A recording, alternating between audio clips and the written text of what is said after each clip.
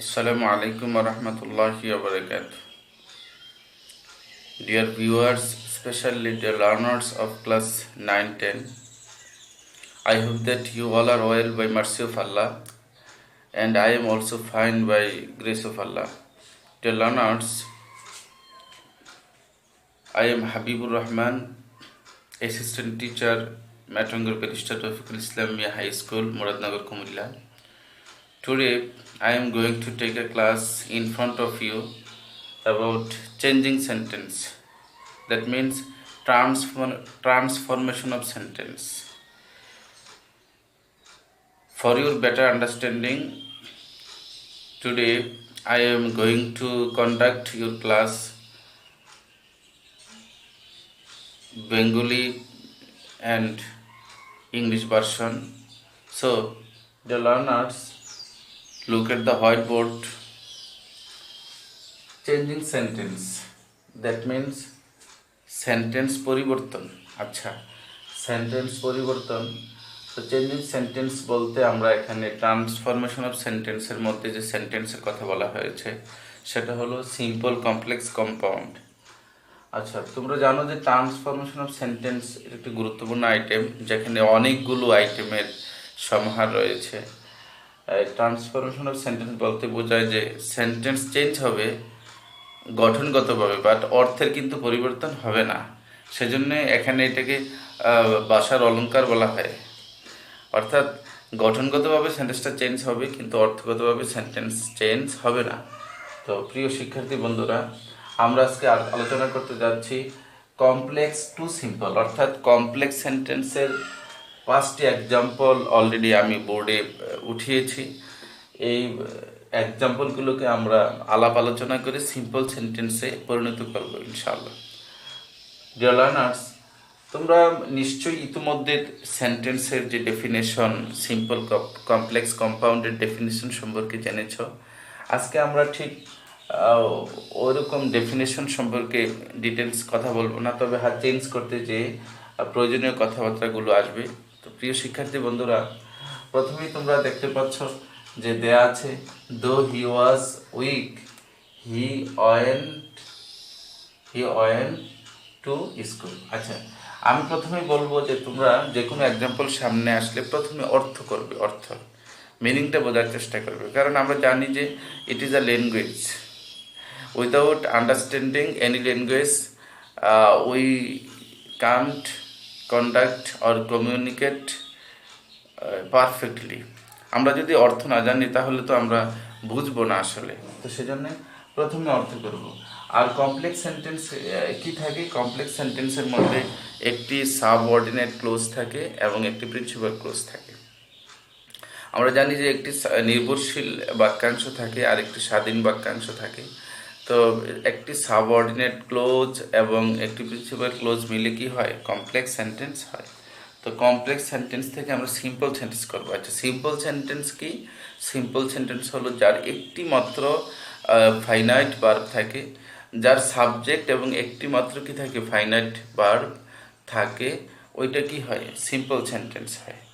তো আমরা যখন কমপ্লেক্স সেন্টেন্স থেকে সিম্পল সেন্টেন্স করব, তখন আমাদেরকে একটা বিষয় মাথায় রাখতে হবে যে আসলে যে প্রিন্সিপাল ক্লোজটা, সেখানে কোনো কাজ হবে না আমার, কারণ আমরা তো চেঞ্জ করতে যাচ্ছি। প্রিয় শিক্ষার্থী বন্ধুরা, তোমাদের সুবিধার্থে আমি একদম সহজ করে বলছি যে এই যে প্রিন্সিপাল ক্লোজগুলো রয়েছে, সবগুলোতে একটা একটা প্রিন্সিপাল ক্লোজ রয়েছে।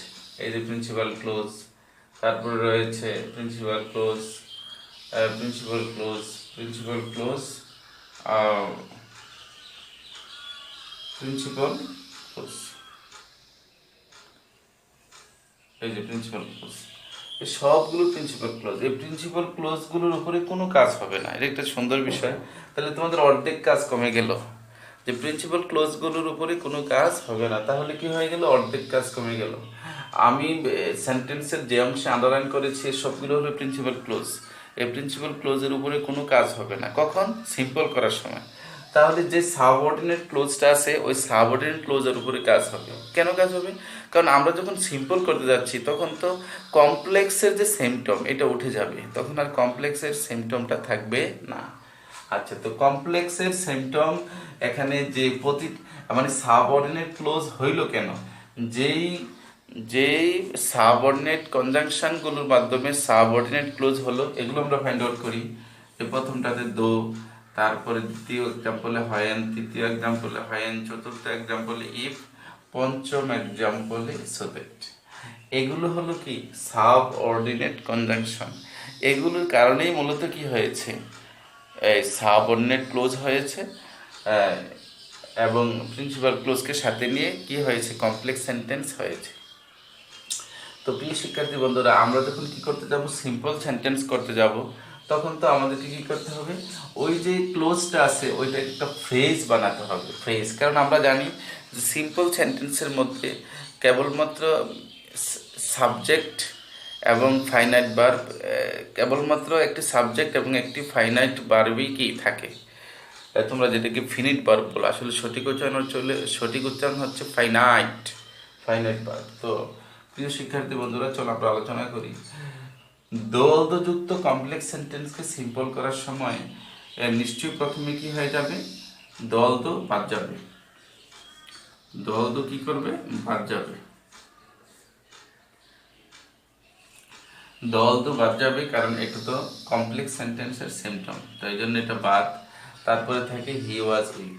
তো যুক্ত কমপ্লেক্স সেন্টেন্সকে সিম্পল করার সময় প্রথমে কি করব, বাদ দেব। দলদোর পরিবর্তে instead of you have to use in spite of অথবা ডেসপাইট অফ। তো ইনস্পাইট অফ অথবা ডেসপাইট অফ। তো ইনস্পাইট অফ আমরা ব্যবহার করবো প্রথমে,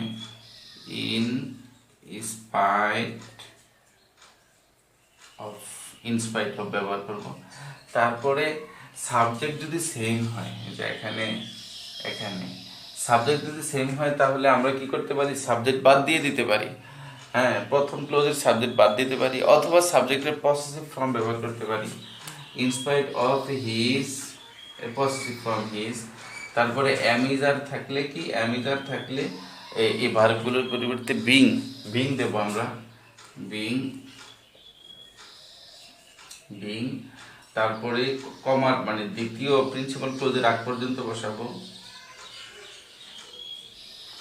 আর কোনো চেঞ্জ নাই, এরপরে যা আছে হুবহু বসে যাবে। তো ডিয়ার লার্নার্স, আমরা ইতিমধ্যে জেনেছি যে থাকলে ইনস্পাইট অফ বসে, ইনস্পাইট অফ সাবজেক্টের পসেসিভ ফর্ম। অ্যামিজার থাকলে কি, বিং। অ্যামিজার ওয়াজওয়ার থাকলে বিং বসে, আর হ্যাভেজ হ্যাড থাকলে হ্যাভিং বসে। তারপরে আর কোনো চেঞ্জ নাই। তাহলে থাকলে ইনস্পাইট অফ সাবজেক্টের পসেসিভ, তারপরে অ্যামিজার ওয়াজওয়ার থাকলে তথা বিভার্ব থাকলে বিং, আর হ্যাভেজ হ্যাড থাকলে কি, হ্যাভিং। টু হ্যাভ ভার্ব থাকলে হ্যাভিং। তো ডিয়ার লার্নার্স, আমরা দ্বিতীয় এক্সাম্পলে আসি। When the thief so the police he ran away. আচ্ছা, এখানে আমরা দেখতে পাচ্ছি হোয়েনটা হলো কমপ্লেক্স সেন্টেন্স সিম্পটম, কিন্তু এই হোয়েন দ্বারা যদি সময় বোঝায়, সময়কে নির্দেশ করে, তাহলে অ্যাট দ্য টাইম অফ লিখতে হয়। Instead of when we have to use at the time of. তাহলে আমরা কি লিখবো, অ্যাট দ্য টাইম অফ। কারণ আমাদের তো ফ্রেজ বানাইতে হবে। তো ফ্রেজটা এরকম আসলে, যে অ্যাট দ্য টাইম অফ দেবো, কারণ এটা সময়কে বোঝাচ্ছে। যে চোরটি যখন পুলিশকে দেখলো তখন সে দৌড় দিল। আচ্ছা, তাহলে অ্যাট দ্য টাইম অফ দিয়ে তারপরে আমরা কি করব, সাবজেক্ট যদি সেম হয়ে থাকে, তাহলে আমরা এখানে সাবজেক্ট আর দেব না, তখন ভার্বের প্রেজেন্ট ফর্মের সাথে আইএনজি, প্রেজেন্ট পার্টিসিপল ফর্ম। তারপরে অবজেক্ট, প্রথম ক্লোজের অবজেক্ট, তারপরে দ্বিতীয় ক্লোজটা আমরা বসিয়ে ফেলব। এখানে একটা কাজ করতে হবে, যখন সাবজেক্ট সেম হবে, এখানে তো নাউন, এখানে প্রোনাউন। আমরা যখন এখানে ফ্রেজটি বানাতে চাই, যখন আমরা সাবজেক্ট দিলাম না, তখন এখানে দ্বিতীয় ক্লোজের শুরুতে আমরা ওই নাউনটি দিয়ে দেব, দ্য থিপ, THEI, তারপরে বাকি অংশ। ওকে, তো লার্নার্স, তৃতীয় এক্সাম্পলটাতে কি আছে, when they were playing it began to rain. আচ্ছা, এখানে হোয়েন দ্বারা কি বুঝাইছে, যে যখন তারা কি করছিল, যখন তারা খেলছিল, এটাও সময় বোঝাইছে, হয়েন দিয়ে সময় বোঝানো হয়েছে, এটাও সময় বোঝাইছে। এখানে আমরা কি করব, অ্যাট দ্য টাইম অফ ব্যবহার করব। এই এক্সাম্পলটাতে হয়েন ব্যবহার না করে আমরা এরকম ব্যবহার করতে পারি, হয়েন যুক্ত দুটার সাবজেক্ট সেম হয়, দ্য লার্নার্স। তাহলে আমরা কি করতে পারি এখানে, এইটাও কি করতে পারি,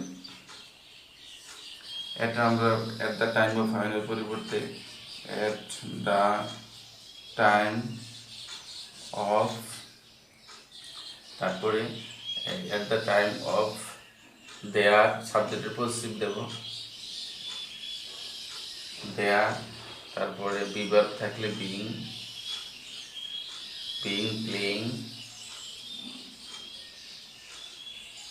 তারপরে বাকি অংশ যা আছে তা। কারণ এই হয়েনটা তারা সময় বোঝাচ্ছে, যখন তারা কি করছিল, খেলছিল, তখন বৃষ্টি শুরু হয়ে গেল। তো এই হয়েন দ্বারা সময় বোঝাচ্ছে, সেজন্য অ্যাট দ্য টাইম অফ। তো ডিয়ার লার্নার্স, 4 নম্বর এক্সাম্পলে আছে if you reading more. If you reading হবে না, এটা হবে if you read more. If you read more, যদি তুমি বেশি পড়ো তাহলে তুমি কি পরীক্ষায় A+ ফলাফল করবে। তো এখানে ইফ যুক্ত, আমরা জানবো যে ইফ যুক্ত যে ক্লোজটা, এই ক্লোজটাকে ফ্রেজ বানাতে গেলে যদি ইফ যুক্ত ক্লোজটা যদি অ্যাফার্মেটিভ হয়, তাহলে আমরা প্রথমে কি ব্যবহার করব, প্রথমে আমরা বাই ব্যবহার করব। বাই প্রিপোজিশন ব্যবহার করে সাবজেক্ট সেম হলে সাবজেক্ট বাদ দেবো, এই অংশটা বাদ দিয়ে তারপরে ভার্বের প্রেজেন্ট ফর্মের সাথে আইএনজি, যেটাকে প্রেজেন্ট পার্টিসিপল ফর্ম বলে, এই যোগ করে, তারপরে আর কোনো কাজ নাই, আমরা সব ঠিক রাখবো, যা আছে তা বসবে।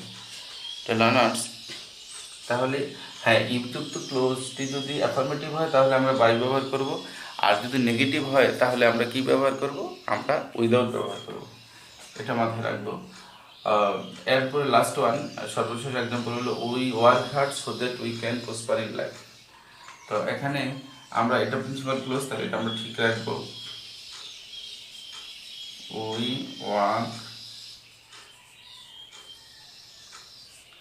ওয়ার্ক হার্ড সো দ্যাট থেকে শুরু করে আমরা একদম ক্যান পর্যন্ত উঠাই দেব, এর পরিবর্তে ইনফিনিটিভ টু ব্যবহার করব, ইনফিনিটিভ টু, তাহলে to prosper in life, prosper in life. Learners, তাহলে আমরা যে এটা অর্থ কি, উই ওয়ার্ক হার্ড, আমরা কঠোর পরিশ্রম করি, সো দ্যাট, যাতে করে we can prosper in life, যাতে করে আমরা জীবনে উন্নতি লাভ করতে পারি। তাহলে আমরা সিম্পল করতে গেলে তখন কি করবো, এই যে সো দ্যাট, উই ক্যান, এই যে এখানে সো দ্যাট, উই সাবজেক্ট, তারপরে এই মোডাল ভার্ব পর্যন্ত আমরা কি করবো, উঠাই দেবো, এর পরিবর্তে ইনফিনিটিভ টু ব্যবহার করব। তাহলে সো দ্যাট থাকলে সো দ্যাট থেকে শুরু করে একদম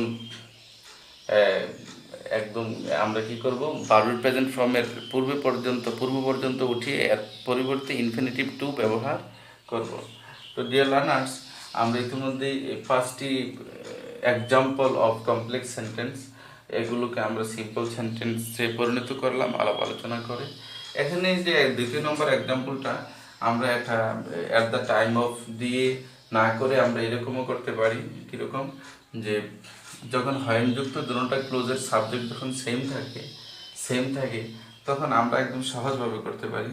হয়েন থেকে শুরু করে হয়েনকে উঠিয়ে দেব, তারপরে প্রথম সাবজেক্টকে উঠিয়ে দিয়ে ওই ভার্বের প্রেজেন্ট ফর্মের সাথে আইন যোগ করে আমরা করতে পারি, এরকম সিং দ্য পুলিশ,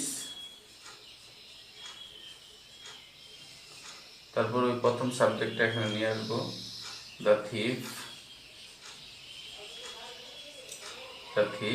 তারপরে বাকি অংশ, এটা এরকমও করতে পারি আমরা। ওকে, তো ডিয়ার লার্নার্স, আমরা কি করলাম, এই কমপ্লেক্স থেকে সিম্পল 5টি গুরুত্বপূর্ণ এক্সাম্পল নিয়ে আলোচনা করেছি। তোমরা নিশ্চয়ই প্র্যাকটিস করবে। তোমরা জানো যে practice makes a man perfect. তোমরা যদি প্র্যাকটিস করো এবং যে মেইন ফ্লোগুলো আছে এগুলো নিয়ে যদি একটু আলাপ আলোচনা করো, তোমরা নিশ্চয়ই you will be able to transform any sentence as directed. Dear learners, তোমরা ভালো থাকো, সুস্থ থাকো, আল্লাহ তোমাদেরকে ভালো রাখুক। তোমাদের সর্বাঙ্গীন মঙ্গল কামনা করে আজকে ক্লাস শেষ করছি। আসসালামু আলাইকুম ওয়া রাহমাতুল্লাহি ওয়া বারাকাতুহু।